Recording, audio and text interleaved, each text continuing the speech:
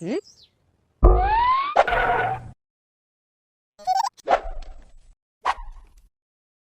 வணக்கம். பசியின் வாசிப்புகளில் கம்பராமாயணம் யுத்தகாண்டம் பகுதியில் மீட்சிப் படலத்தின் 11ஆம் பாகம்.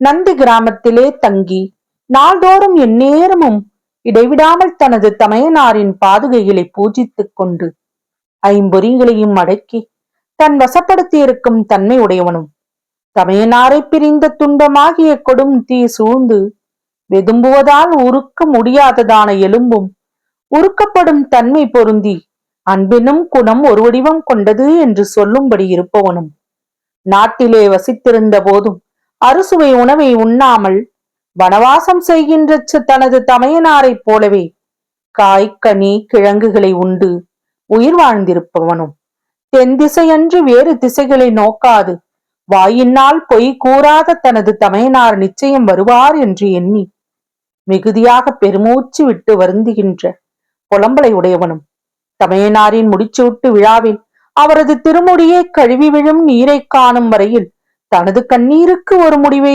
எவ்விடத்தும் காணப்பெறாதவனுமாகிய பரதன் பூமாலையினால் அலங்கரிக்கப்பட்டுள்ள தமையனாரது பாதுகைகளுக்கு பூஜை செய்யத் தொடங்கினான். அப்போது ராமபிரான் திரும்பி அயோத்திக்கு வருவதாக குறித்த நாளை பற்றி சிந்தித்தான். உடனே பரதன் தனது பணியாளரிடம் சோதிடர்களை அழைத்து வாருங்கள் என்று கட்டளையிட்டான். பணியாளர்கள் விரைந்து சென்று சோதிடர்களை அழைத்து வந்தார்கள்.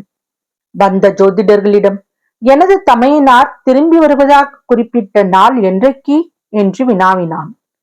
அதற்கு அவர்கள் ஸ்ரீராம பிரானுக்கு 14 ஆண்டு கால வனவாசம் முடியும் நாள் இன்றே என்று பதில் தெரிவித்தார்கள். சோதிடர்கள் கூறியதை கேட்டதும் ராமபிரான் இன்னும் வனவாசம் முடிந்து வராததை எண்ணி பரதன் மிக்க துன்பம் கொண்டு மயங்கி விழுந்தார். சற்று நேரம் கழித்து பரதன் மயக்கம் தெளிந்து எழுந்து மீண்டும் ராமபிரான் வராததை எண்ணி மிகுதியாக வருந்தி தனது உயிர் ஊசலாடவும் துன்பத்தினால் நிலை கலங்கி தவித்தான். வனவாசம் முடிகின்ற இன்று வருவதாக ராமபிரான் கூறிய தினத்தையும் அவருடைய வரவை காணாது நான் படுகின்ற வேதனையையும் கௌசல்யா தேவியார் அவர் மேல் வைத்துள்ள அன்பையும் அவர் உணர்ந்து நிச்சயமாக அக்காட்டிலே வசித்திருக்க மாட்டார். ஒரு கால் அவர் சொன்னபடி திரும்பி வராததால் அவருக்கு பெரும் பகைவனால் ஏதோ தீங்கு நேரிட்டு விட்டது போலும் என்று சந்தேகித்த பரதன் மறுகணமே எனது தமையனாருக்கு எதிரில் நின்று போர் செய்ய மும்மூர்த்திகளாயினும் மூவுலகத்தவர்களாயினும் சரி, யார் வலிமையுடையவர்கள் என்று சிந்தித்து தான் கொண்ட சந்தேகமும் நீங்கினான். மேலும் பரதன் சிந்திக்கத் தொடங்கி நான் 14 ஆண்டுகள் கழிந்த பின்னும் அரசாள விருப்பம் உள்ளவனானால் நானே அரசாளட்டும் என்று எனது தமையனார் எண்ணினாரோ என்று நினைத்து கலங்கி கடைசியில் ஒரு முடிவுக்கு வந்தான்.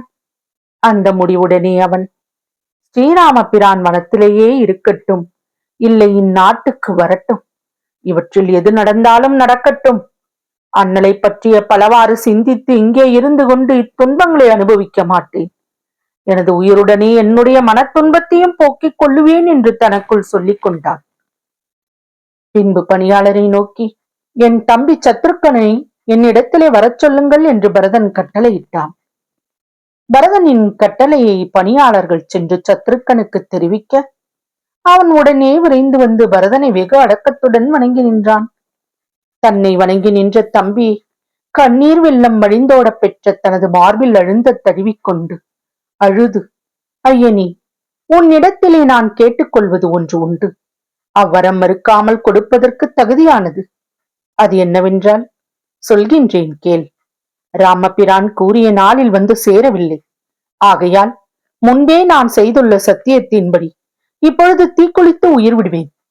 எனது சொல்லை மறுக்காமல் நீ இந்த அரசாட்சியை ஏற்று மன்னனாவாய் என்று பரதன் கூறினான்.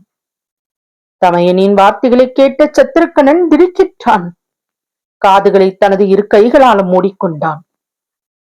பிறரால் ஊட்டப்பட்ட நஞ்சினை உண்டவன் போல் வருந்தினான்.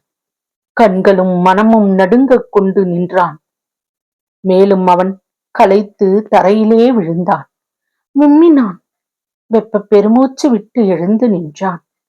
பின்பு தாபத்துடன் தமையனை பார்த்து துன்பத்தில் மூழ்கியுள்ளவரே, என்னை அரசாளும்படி பணித்தீரே, உமக்கு நான் என்ன பிழை செய்தேன்?